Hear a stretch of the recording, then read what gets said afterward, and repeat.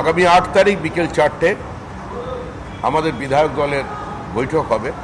সেখানে বিধায়ক দলের নেতা নির্বাচিত হবেন এবং 9 তারিখ ব্রিগেড প্যারেড গ্রাউন্ডে সকাল 10টার সময় প্রধানমন্ত্রী, স্বরাষ্ট্রমন্ত্রী,